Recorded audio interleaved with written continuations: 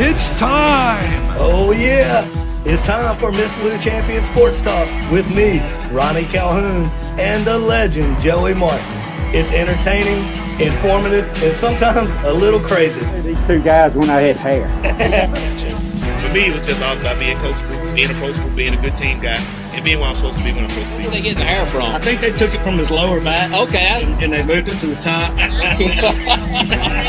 Hey guys, before we get started, we want to tell you about our champion partners, including our Hall of Fame partners, Gregg Vet Clinic, Hicks Chicks, Cyra Technologies, Kenny Chesney's Blue Chair Bay Rum, J&J Flooring and Natural Stone, Concordia Bank and Trust, and Mart. So go visit all of our champion partners that you see on the screen right now. Make sure to do business with them and tell them Miss-Lou Champion sent you. Enjoy the show. All right, guys, we are coming at you virtually this morning. Got my man Joey Martin here. How are you, brother? Good, good. Great seeing you this morning, man. You too, man. On the computer. Yeah, what's up? Everything's good.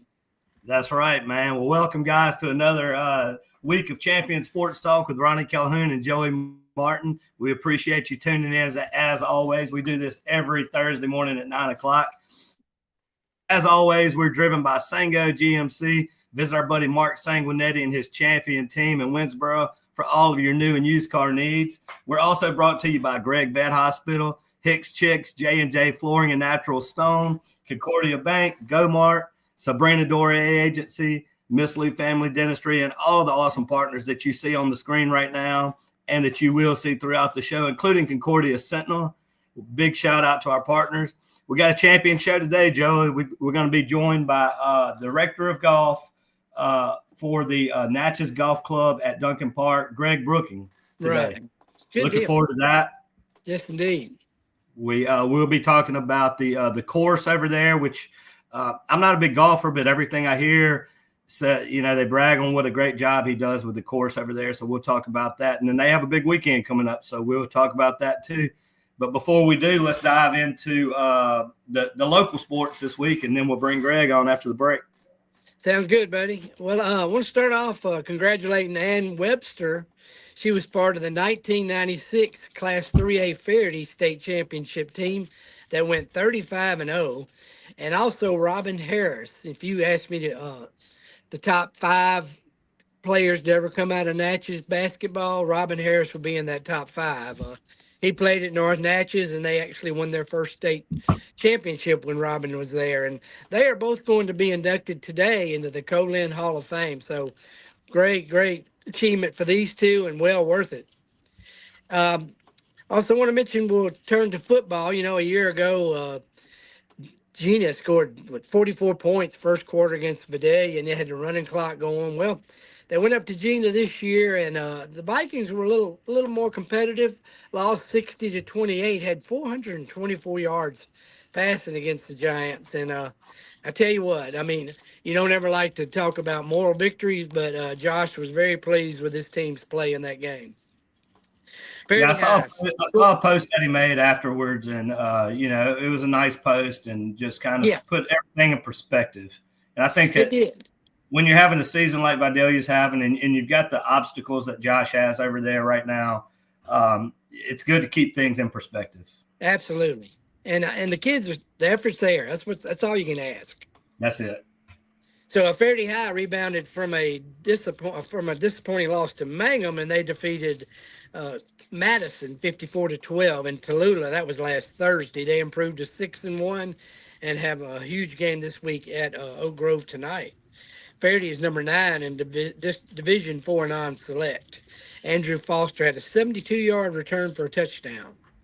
Cathedral High kept its hopes for its first winning season since 2020 alive, and also a first-round home playoff game by dominating West Lincoln 49-0 in Brookhaven. Freshman Jackson Shirley scored on a 29-yard run. So my question, Ronnie, is Jackson scored a touchdown as a freshman. Does he have more touchdowns now than his dad, West, had at ACCS? We'll have to find that out. That's a good question, man. Wes had the jokes last week, so now we can bring the jokes back to him this week. There you go. ACCS Open District 3-3A play with a resounding 42-14 win over St. Aloysius. Sean Carey Cawthorn rushed for 117 yards, and C.J. Ferguson had 97. Big win for the Rebels to keep in there and also have a home playoff game. Natchez High had a very tough loss at Laurel last week, and 20 penalties. I think like 10 of them were holding, and it just unbelievable. I mean, you talk about that's just crazy. Home cooking at its extreme there, and just hopefully they can bounce back this week. But that pretty much covers it right now. We got Delta Charter had an off week last week, and they're getting ready for their big game against General Trask. Of course, you had that 4 overtime game last year that was played here against General Trask, ended up 84-82, way past my bedtime. But, I don't good know luck how to you the Stone and Water. But yeah, that's all I got, buddy. That's why you're the man.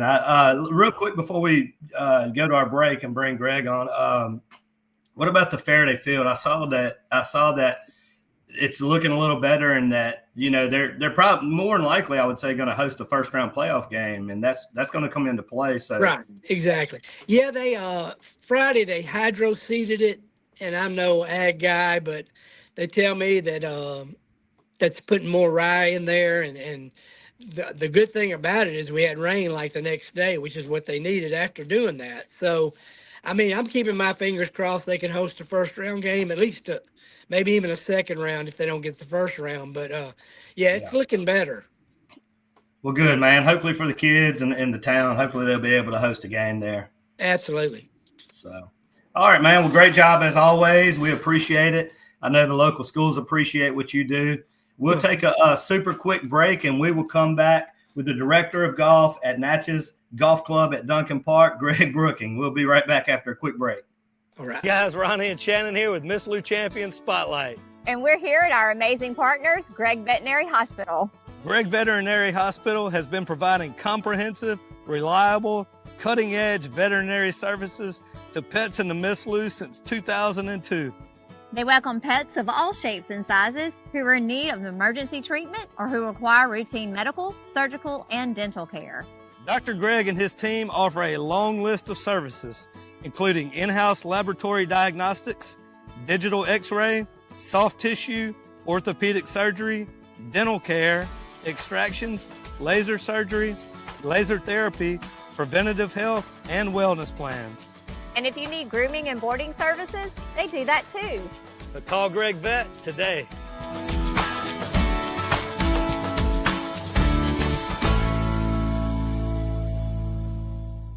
Hi, it's Shannon with Miss-Lou Champion Spotlight. If you like what we're doing, be sure to follow, like, share, and even comment on all our content. Also, visit MissLouChampions.com to sign up for our newsletter and to receive other information, as well as the opportunity to receive some awesome prizes. Thank you, Miss Lou, for your continued support, and as always, have a champion day. All right. We are back with Mr. Gregory Brooking. How are you, Gregor? Doing fine, thank you. We appreciate you joining us this morning, man. You got a busy weekend ahead of you, don't you? We certainly do. Well, a couple of things that we want to talk to you about today is, like I said in the opening segment, is one of the things that I hear over and over and over is how nice the course is over there that you're overseeing.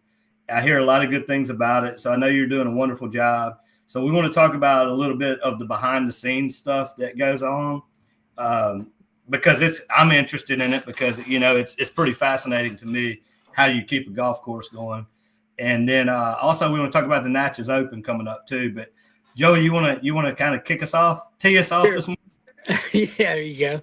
Yeah, Greg, of course, you started at Duncan Park then, like 1995. That was like 20 years after you and I graduated from Cathedral together.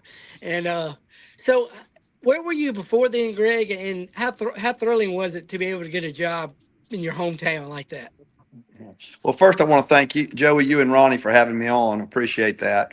Prior to that, I was at Oakbourne Country Club in Lafayette. It was a top-notch number one facility in the state of Louisiana. And then after that, I took over Fernwood in Macomb, and then I purchased the golf course in Summit.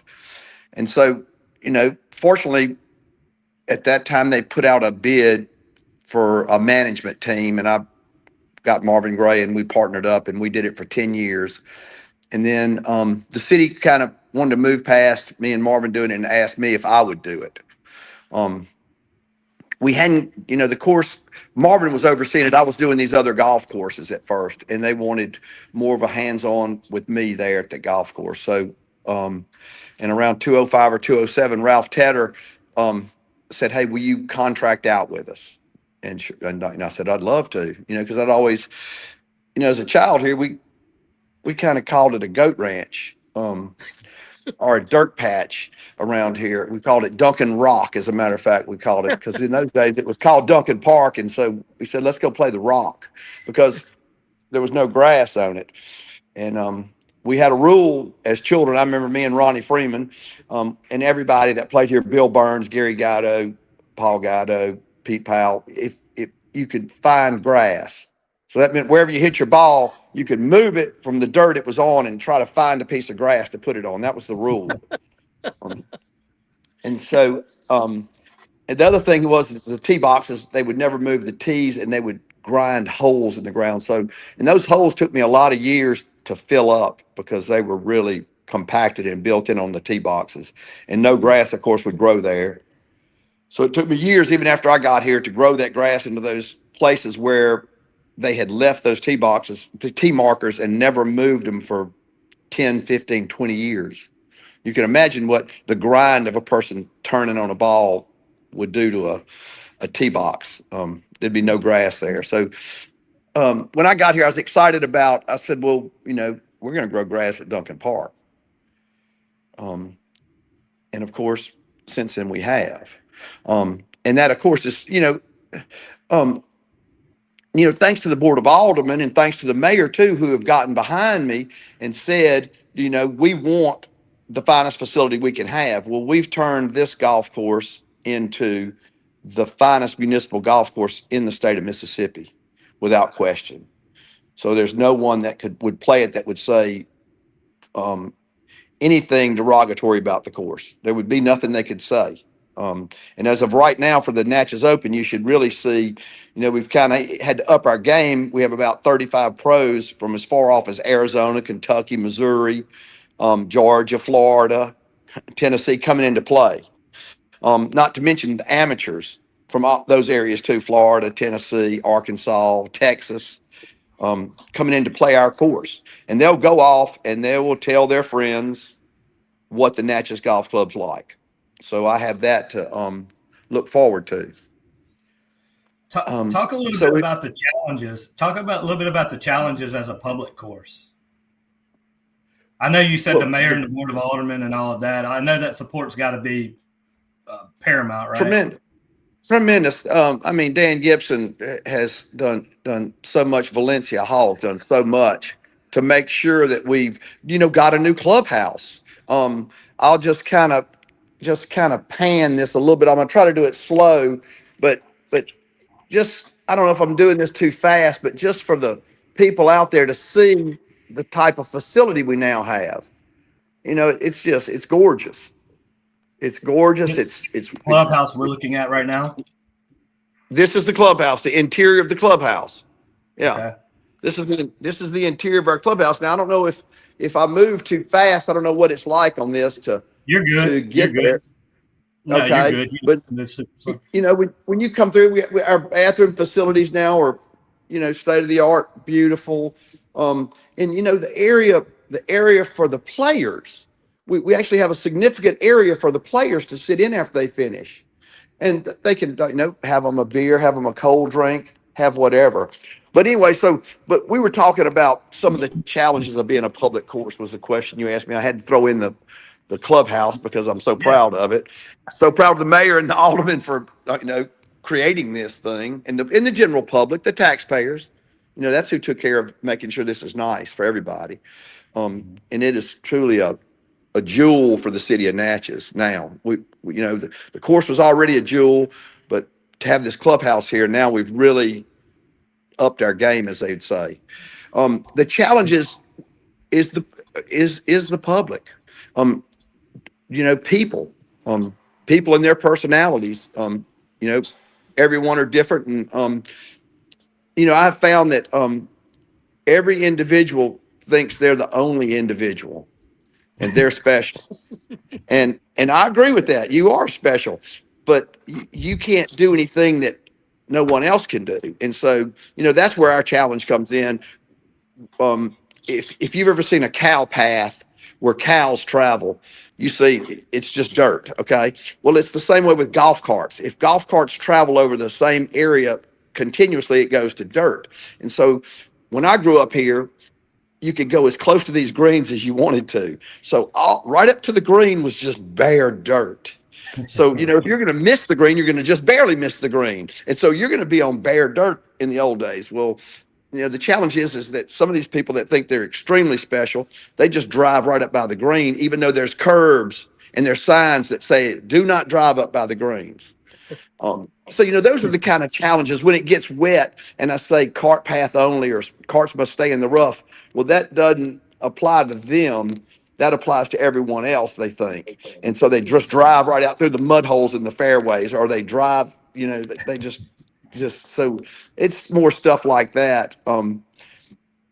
That's where the problem comes in a lot of times. And we have a couple of good marshals out here that kind of keep them at bay. So we've worked hard to do that. I've instilled that marshal program, and it's helped a lot because I really hated being a golf course policeman. I mean, if you've ever seen anyone that's doing something wrong, they get offensive towards you. It's amazing. Instead of saying, "Oh, I'm sorry, I apologize for doing it," they say, "Everybody else does it," or "You only get on me all the time." I hear all that stuff. I can't imagine what it's like to be a policeman and have to deal with a drunk or something. So, most of these people, fortunately, are sober, but they still. So so I'd say my biggest challenge here is people, because the city has allowed me a budget to get almost everything we need here. There's certain, I don't have a tremendous budget. It's around $300,000. But then, that you start throwing in payroll and hiring people and things like that, and buying chemicals and buying fertilizers and buying sand and buying seed and maintaining the carts and leasing the carts. That eats up that $300,000 quick. Yeah. What other kind of activities do you have in the clubhouse, Greg? Well, we've had none because we've never had a clubhouse.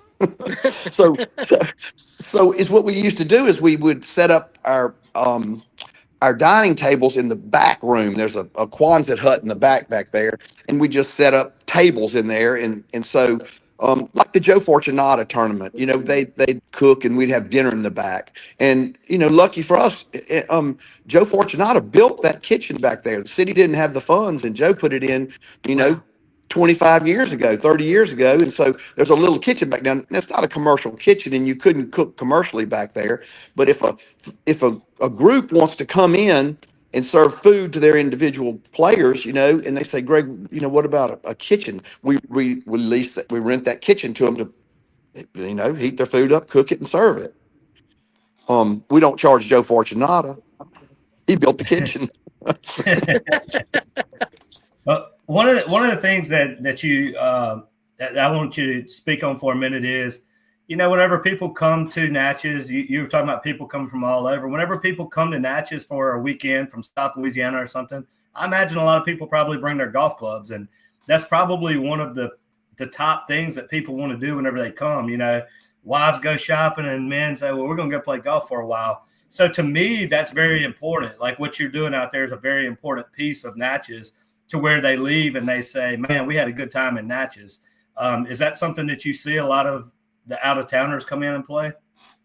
Look, without question, a quality golf course in any city is an economic development tool.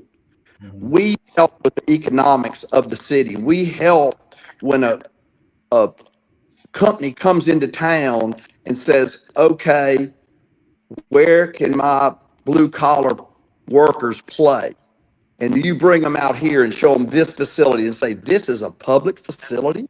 You mean this is where anybody can go play anytime?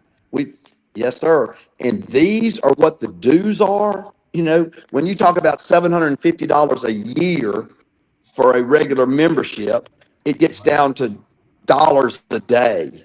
You know, it's $2 a day to play golf here. And you throw in senior 65 and over and you charge them $550. You're talking about they're paying $1 a day, $1.50 a day. So when people come into this town and they see, wow, it's got these beautiful buildings, it's got these beautiful homes, it's got podcasts like this available, it's got a golf course like this available to the general public. It ups the ante of Natchez. It makes Natchez a better place for the general public to live, and for people from out of town a reason to come here, another reason to come here. Yeah, I just wanted to bring that up.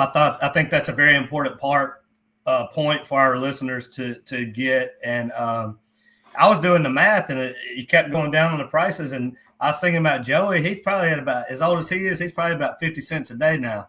Now you guys. He's way down there. I'm a little disappointed in Joey. We had our 50-year class reunion about a week and a half ago, and him and Steve Boland, neither one of them showed up. And I mean, it was like we were missing them too, brother. we really wanted to see them. We really wanted to see them. I missed that. Absolutely. I hate to tell them our age, Joey, but hey, I'm there, brother. Hey, tell us about what it takes to keep the golf course in as great shape as you do, Greg. Wow, it's a early morning to late in the afternoon job. And I don't have that many employees, but 15 to 18. So I've managed to, this golf course when I got here, it had I guess 10 or 12 full-time employees, which it didn't, the math wasn't good. Okay, it was kind of a lot of fat. It was a lot of fat in the city budget, I felt like. And anyway, and I wasn't in control of it, though. My first few years, so the first 10 years that me and Marvin were here, Ralph Tedder was in control of it. And then the next 10 years that I was here, Ralph Tedder was in control of it, and a girl named Selena Edwards was in control of it after that. And so I really had no control. So they were letting non-professionals tell professionals what to do. Okay. When Mayor Butch Brown came into office at first, he said, that doesn't sound like a good idea to me, Greg. He said, we're going to separate you from these other recreational things. We're going to separate you, and you are going to manage the golf course. That's when things turned around. Okay. That's when the monies were allocated properly. I can't tell you. I can remember walking into Ralph and saying, Ralph, I need to fertilize the fairways. And Ralph looked at me and said, you don't understand. He said, I don't care about golf.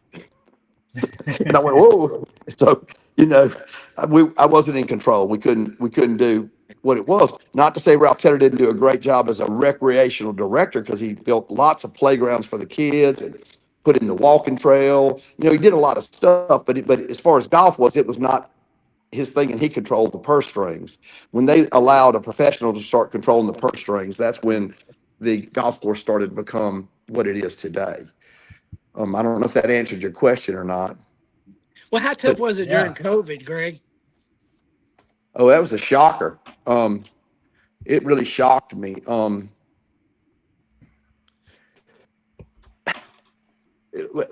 was nobody out here. Okay, at first. Yeah. So we had to send all the employees home. So when we had to send all the employees home, that meant we still had to mow the grass, though, because you can't leave that grass unmowed or trees will start growing in it, and weeds and everything else. You've got to keep maintaining it. So we became an emergency group, whatever, as the city, designated us, that we still had to maintain it. So then people would come out and play. They'd have to walk, no golf carts. They'd have to walk.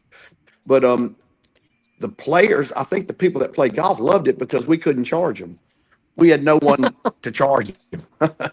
So for whatever that was, 6 or 8 months there, we were zero income. It was tough, but Wow. And the point I was making about the employees, I never got finished with it. We went from those 10 full-time employees to now I have one, besides myself, full-time employee.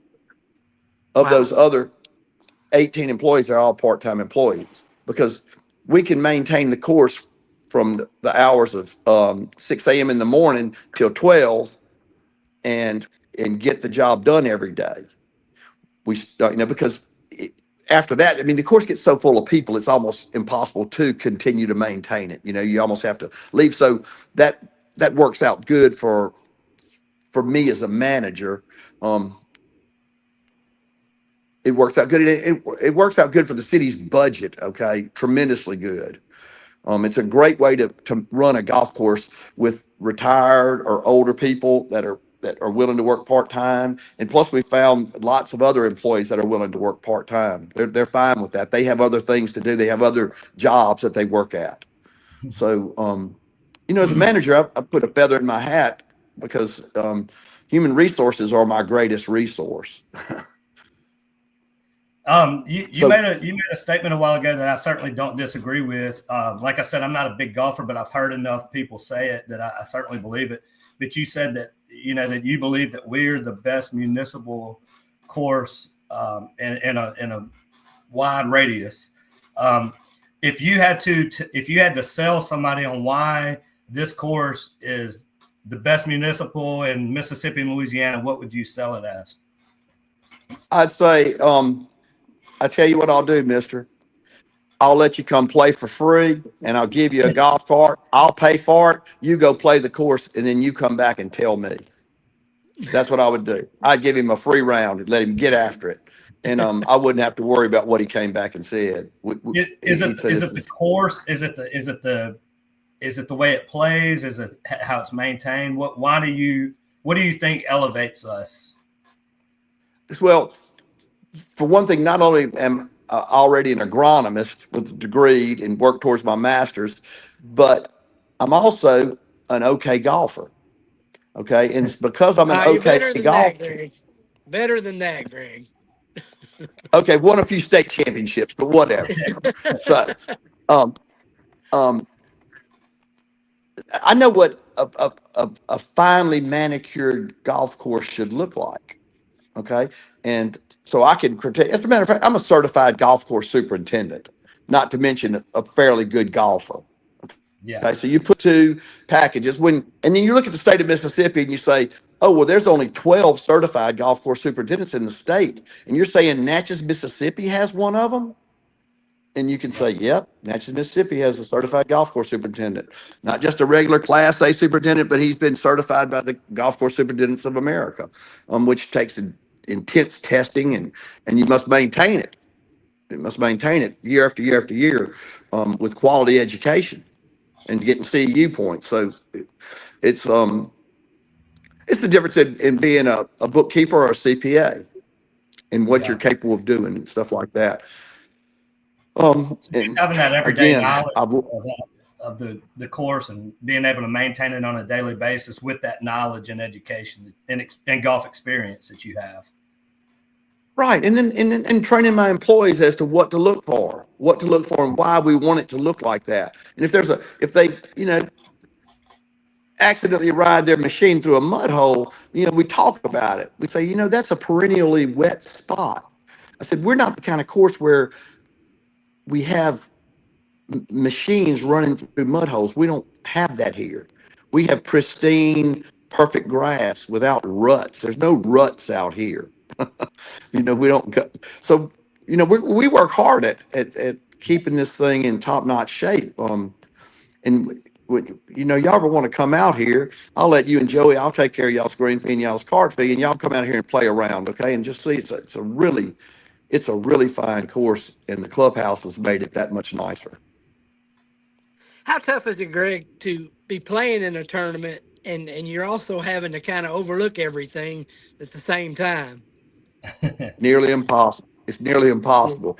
And I do it regularly because as an amateur golfer, I really like to play in big amateur events. The bigger the event, the better it is. So I really like that.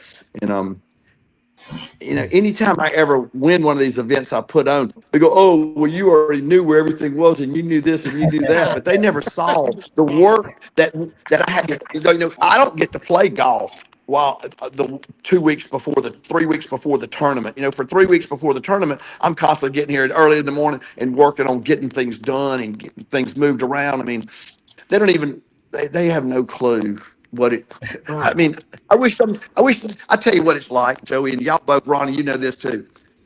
Put on a party for your friends and see the work you do, and all they do is come to the party, and they think, "Oh, it was always like this. The house was always this clean. The food was already cooked. Nobody had to cook it. The music was already here." And it's the same way with this.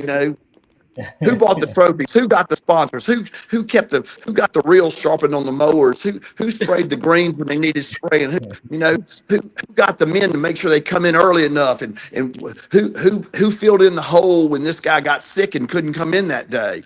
Who did this? They just say, "Oh, what a great party, man." They just tell you what a great party. And I guess that's, part of what we do this for too. Natchez has got the Natchez Open and the Norman Puckett Junior Championship. And then for our people in the city, we have the Natchez City Championship. So we have 3 premier tournaments here, 3 premier tournaments.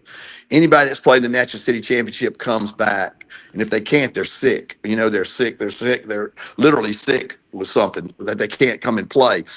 The juniors come from all over the United States to play in the Norman Puckett Junior Championship. It is a world amateur golf ranking event for juniors. And world amateur golf ranking is how these juniors get college scholarships. We have one in the town of Natchez. So in the state of Mississippi, there are possibly a total of 3 world amateur golf events, and they're at places like Old Waverly and Jackson Country Club. Mm-hmm. Okay. Wow. And then we have. Go ahead. But then we have the Natchez Open. Okay. Not only is it a $10,000 first place pro tournament, which $10,000 these days is nothing to sniff at. For these pros come from far and wide to play for it. But our amateur division is also a world amateur golf ranking event where these players, if to get on the Walker Cup or to get into the U.S. Amateur, your world amateur golf ranking can get you into the USGA events. Our national amateur, our national mid amateur, our national senior amateur. You get ranked high enough in the world and you're automatically in. You don't have to go qualify for those events. But the U.S. Open, you get world amateur golf ranking points, you get in. Of course, the U.S. Open, you'd have to be the number 1 ranked U.S. world amateur golf ranker to get in. But the national amateur, top 10, top 20 get invitations. Mid-am, top 50 get invitations. Senior am, top 20 get invitations. So world amateur golf ranking is a major event. And to do that, you have to play a minimum of 54 holes. And so the Norman Puckett started as an 18-hole event. I started it 14 years ago. Parker Yevelton came to me and he said, "Greg, I want to give you $10,000 to start a junior program." I said, it was unfathomable to me that anybody would say, "Here's $10,000." And it was so unfathomable to me that I said, "Parker, heck, for $5,000, I could have a premier junior thing." He said, "Okay, I'll give you 5 then." Stupid me, right? He's giving me 10, and I did it for 5 because I don't think like that. I think just like with the budget here and making sure we keep it low as we can. We don't spend it if we don't have to. The same way with that, and I think back on that, and I thought Parker was so much happy. He would have given me that $10,000 so quick. But anyway, $5,000. We started and it was 18 holes the first year. 18 holes. And I always wanted it to be a 36-hole event. And it took me 2 or 3 years, and I got it to a 36-hole event. And I said, man, what if I could make it a world amateur golf event? What would that be like? And 3 years ago, we made it a world amateur golf ranking event. Wow. And so in those tournaments like that, those people go off and they talk about the golf course. You know, they talk, and they talk far and wide. This is a great event. You ought to go see this city. You know, come to Natchez, Mississippi, and come check our restaurants out. For a little town of 12,000 people, we got, 10 5-star restaurants here, or whatever. There may not be 5 stars, but, we got 3 or 4 5-star restaurants, and we got 8 or 9 4-star restaurants. I mean, I'm proud to send them to these restaurants to go eat, As far as our hotels, we have bed and breakfasts that are just beautiful. We have some of the finest, Monmouth and Dunleaf, to be able to stay at those places. They're just beautiful. Okay. River Edge Suites. It's a beautiful place down on the river. We have so many great places to stay and so much to do here. I mean, you think of our festivals that we have. We have just the last week in the Balloon Festival, huh? And now this week, I've got 75 players coming in here with their wives and their grandparents and everybody coming in to watch this tournament and to play in it. They're going to stay in our hotels and they're going to buy our food and they're going to, it's an economic development tool for Natchez. And of course, I have great sponsors. I have our major sponsors, Taco Bell, and then our other major sponsors are Delta Bank and Mart and Wardo's and Visit Natchez. I mean, these are people that are behind the city. They want this city to grow, and they're doing all they can to make sure. Because this golf tournament started out with just Taco Bell at Smith Mason, okay, and Visit Natchez, and we gave $4,000 first prize our first year. It's 6 years old now. Our first year was $4,000. We just right now, you're talking about the Natchez Open now, right? We're talking about the Natchez Open. Yeah, I'm off the Roman Puckett, and I'm off the city championship. I'm on the Natchez Open. So let's ease into the Natchez Open and let's talk about that this weekend and all that. Okay. All that it brings. I'd love to. It's such a great thing. So, here we go. Here's what these kids get. So, here's our pro crystal. Here's our amateur winners crystal, and here's our senior division crystal. So we have 3 divisions in it, and of course, you can see here what the winner's going to get. And you can see our sponsors right here.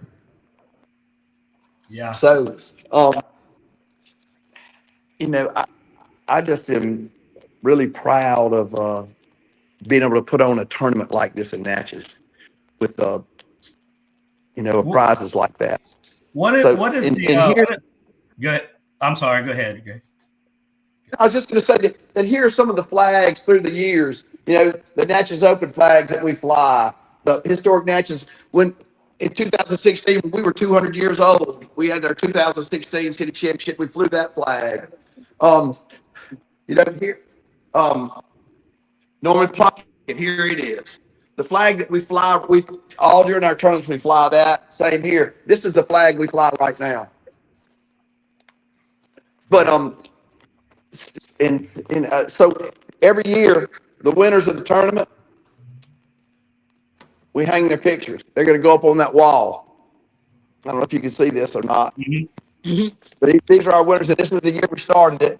Our first winner, Hayes. That's what I was going to ask you a minute ago. Tell us just a little bit about the history of it and the background of Natchez Open. Well, I always wanted to have a pro tournament here.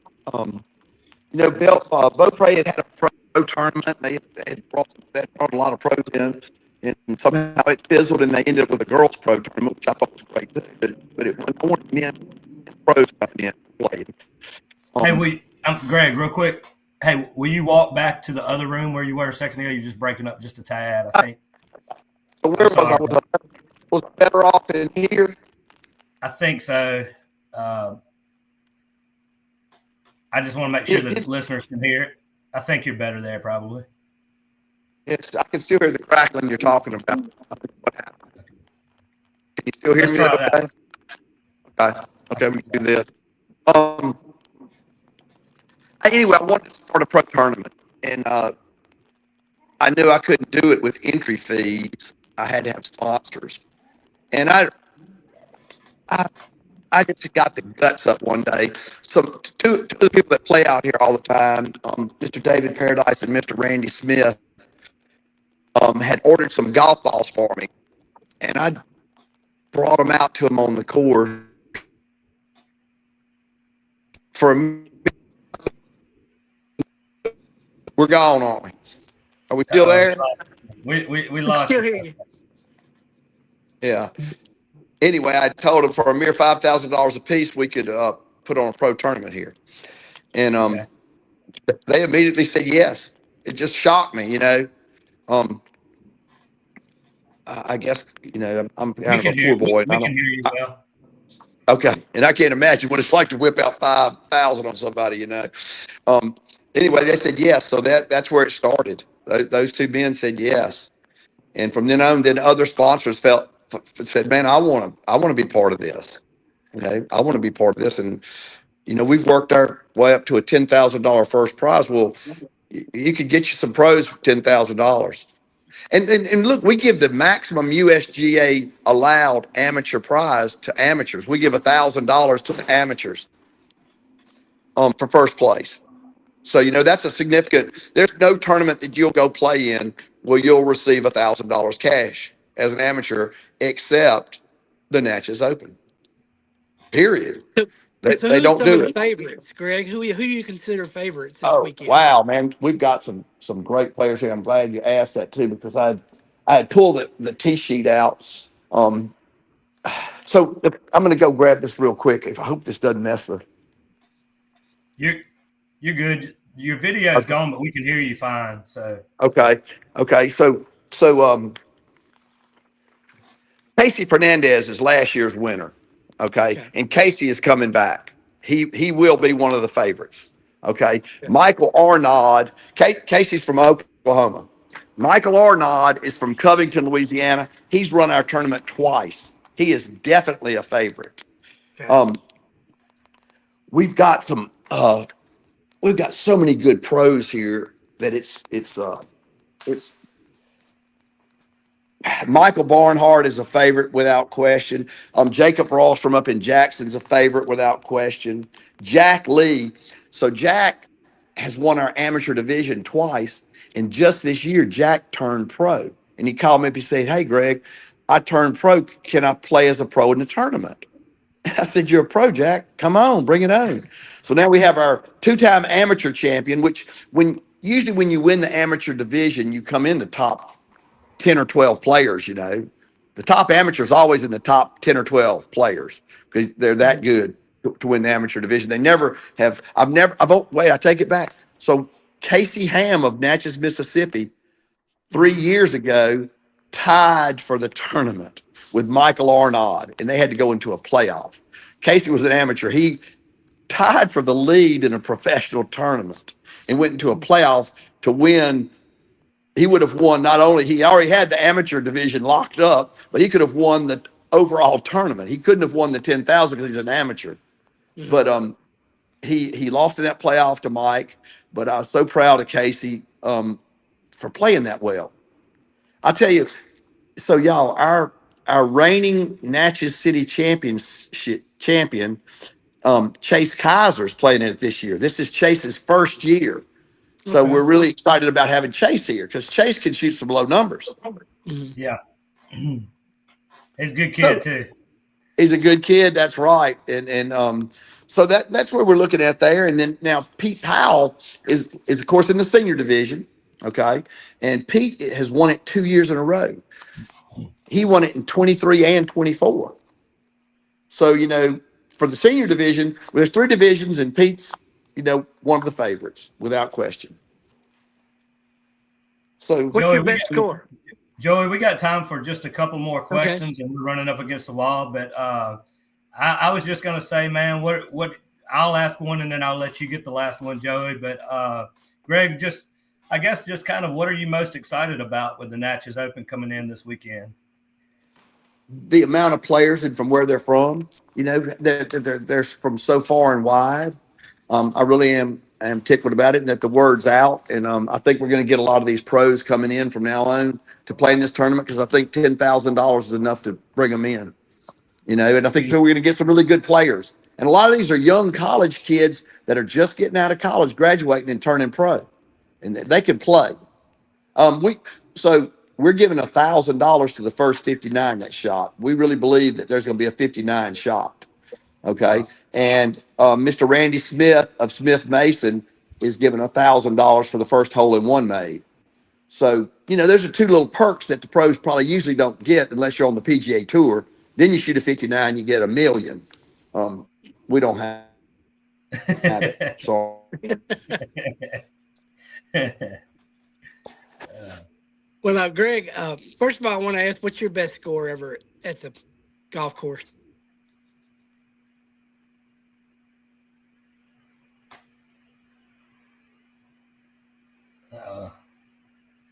Can we hear you, bud?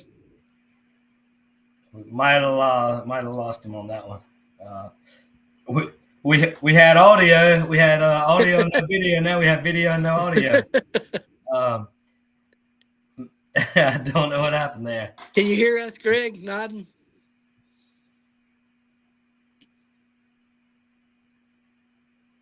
Uh-oh. Let's see. Dustin's text.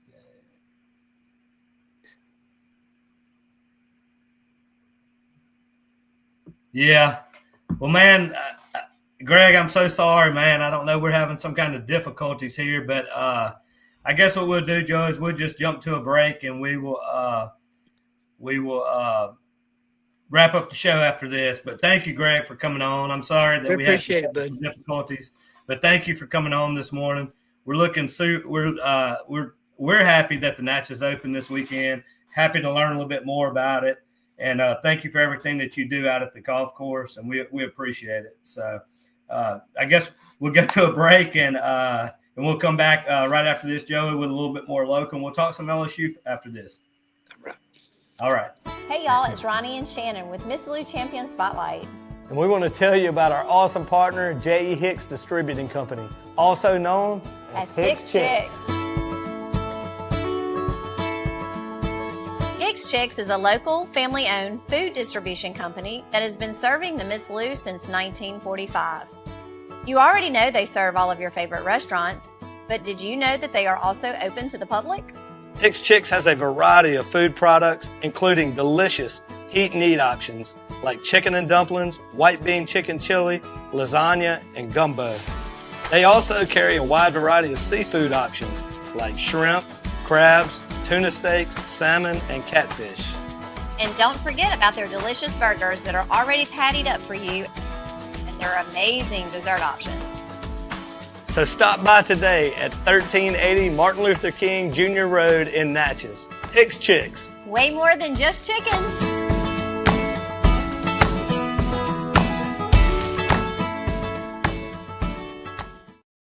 Hey guys, Ronnie Calhoun here with Miss-Lou Champion Spotlight, and I want to tell you about our awesome partners, Wardo's Po' Boys. Wardo's was created in honor of Alan Ward Granning III, fondly known by family and friends as Wardo. In 2019, the oldest brother of the tribe passed away unexpectedly. His remaining siblings and loved ones wanted to honor his memory in a special way. In 2022, Ward's family decided to combine the need for a sandwich shop in downtown Natchez with a desire to pay tribute to Ward's love of good friends, good times, and great food. Through blood, sweat, tears, and countless hours of hard work, Wardo's was born.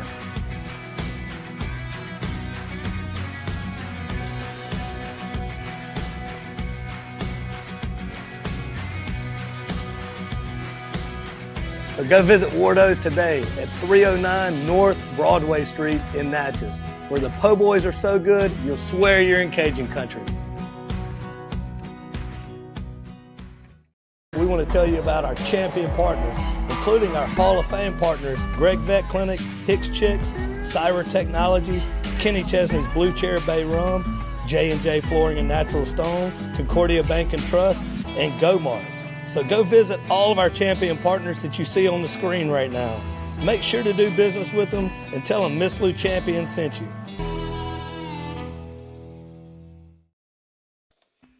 All right, guys, we are back. We want to. That's sometimes with these things you have some technical difficulties. It's technology's great, and sometimes is a little finicky, but we appreciate Greg Brooking for coming out. He is the director of golf at the Natchez Golf Club at Duncan Park, doing a wonderful job out there. Luckily, we got him for about 30 or 40 minutes, so we covered a lot. Joey, what did you learn anything from that?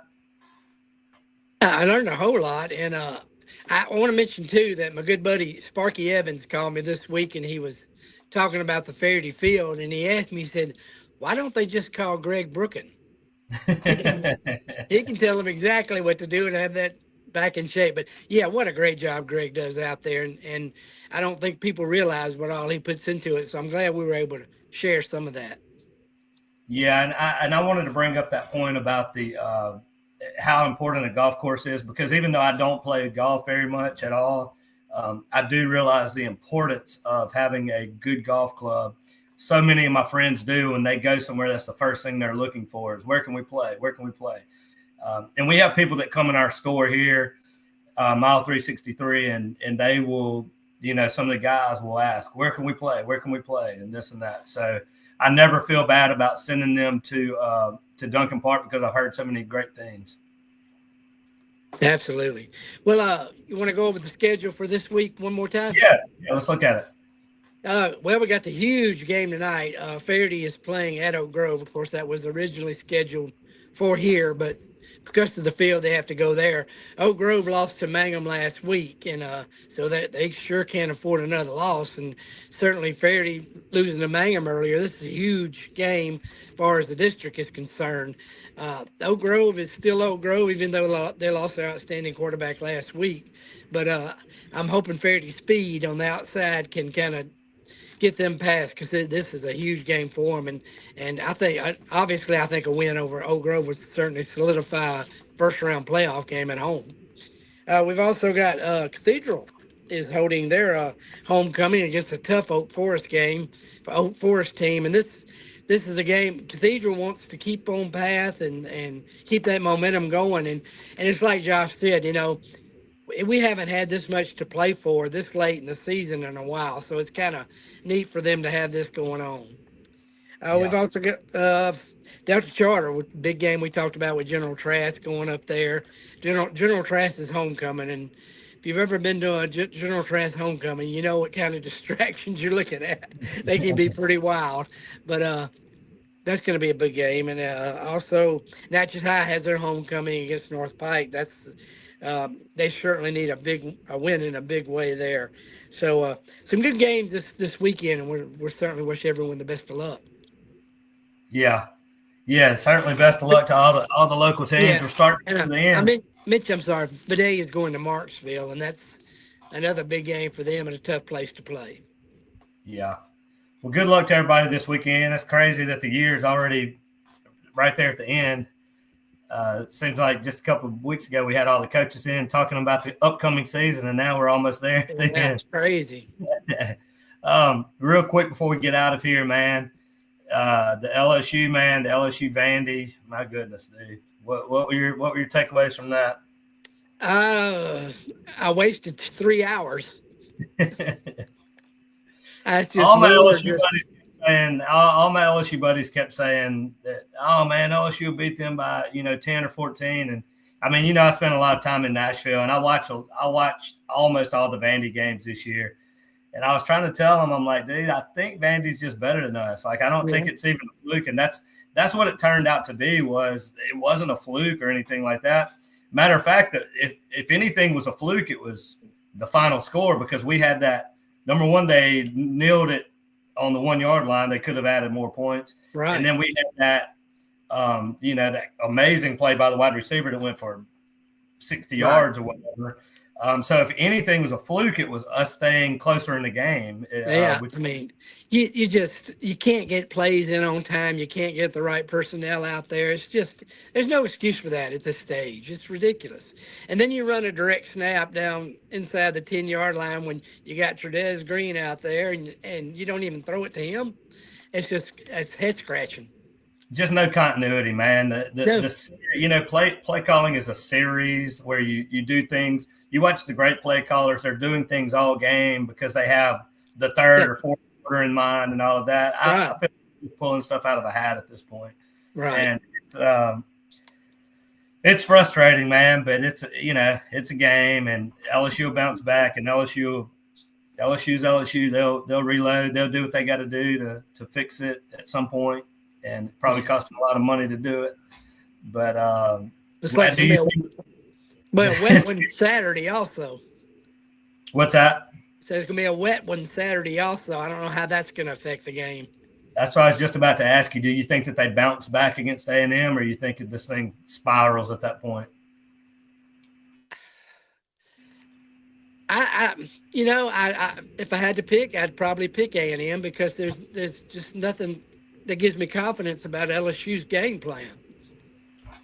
Yeah, I'm with you, man. I hate to say it, and people can call me the nega tiger or whatever, but I mean, I've always just been realistic, and I mean, I haven't seen anything through 7 or 8 weeks now that tells me that they're going to come in with some amazing offensive game plan or anything like that, right? Or that they're going to execute anyway.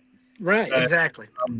Yeah, the offensive line has been just the biggest disappointment to me. Yeah, and some of that is if you go back and look at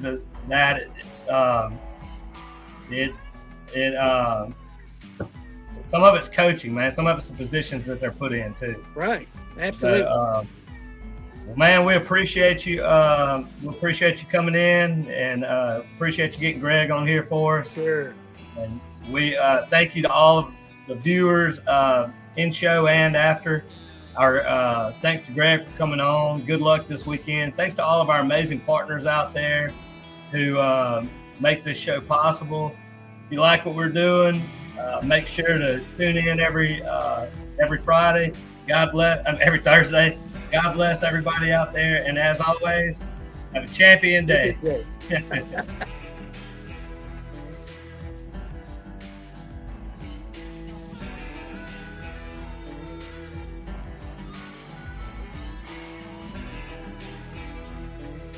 Guys, Ronnie and Shannon here with Miss-Lou Champion Spotlight. And we're here at our amazing partners, Gregg Veterinary Hospital. Gregg Veterinary Hospital has been providing comprehensive, reliable, cutting-edge veterinary services to pets in the Miss-Lou since 2002. They welcome pets of all shapes and sizes who are in need of emergency treatment or who require routine medical, surgical, and dental care. Dr. Gregg and his team offer a long list of services, including in-house laboratory diagnostics, digital x-ray, soft tissue, orthopedic surgery, dental care, extractions, laser surgery, laser therapy, preventative health, and wellness plans. And if you need grooming and boarding services, they do that too.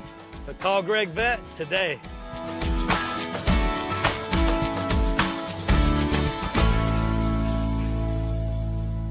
We want to tell you about our champion partners, including our Hall of Fame partners, Gregg Vet Clinic, Hicks Chicks, Syra Technologies, Kenny Chesney's Blue Chair Bay Rum, J&J Flooring and Natural Stone, Concordia Bank and Trust, and Mart. So go visit all of our champion partners that you see on the screen right now. Make sure to do business with them and tell them Miss-Lou Champion sent you.